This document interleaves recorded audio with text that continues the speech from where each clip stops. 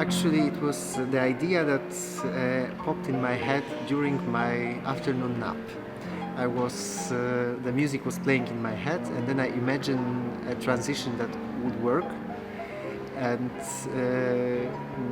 then I tested it in the dressing room about 10 minutes before my playing, and it worked. And then I decided, yes, I will do it. But of course, when you improvise, everything can happen. And it turned out that I played a little bit different thing that I planned. The harmonic was the same, but the melodic lines were different. But this is the beauty of improvisation, that we are always surprised what is happening, and we have to deal with what we created to lead into another piece. Yes, this was the thing I was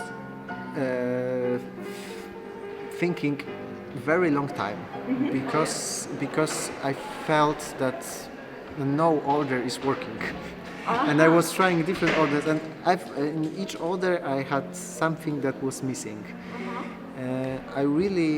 For me it's very important first to start with something that brings attention, and then to end with something that give a best ending of the performance. And then I try to fit in the pieces that inside that they suit well together. And when I was analyzing all the options, I decided that Barcarolle is a very good opening. Especially with this bass and the chord, and then it brings somehow the attention of the audience.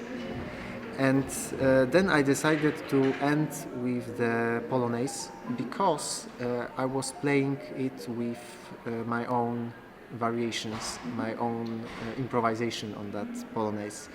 And this is the thing that I really like to do, and if I put it in the end, I feel really happy then and really calm that I can change something and to do this my way of playing.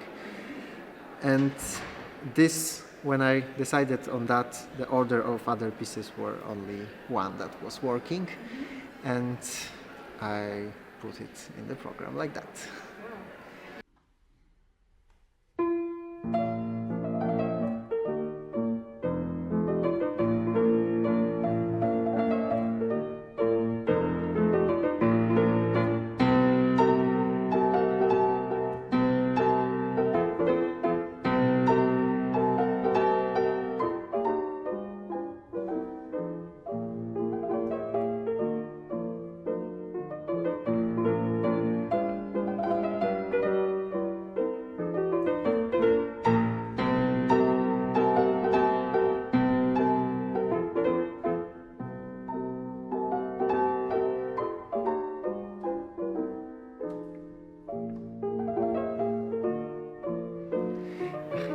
Yes, I am a musician that is really curious, and I really the music is so wide that I cannot focus on one part of it. I really like to take as much as I can with my abilities and with, of course, my time, my energy. I was amazed by organ in childhood, and I'm still amazed, because this is the instrument that is really powerful and has, I think, the biggest dynamic range of all the instruments and the biggest color range of all instruments, and there's so much beautiful repertoire written for this for this instrument. So eventually it was possible to have some organ lessons in the music school, and then on the academy. So I also was taught in that. Unfortunately, when I have more concerts on the piano, I have less time for the practicing on other instruments. So now it's more like a hobby to play on the organ. And conducting was my idea that came.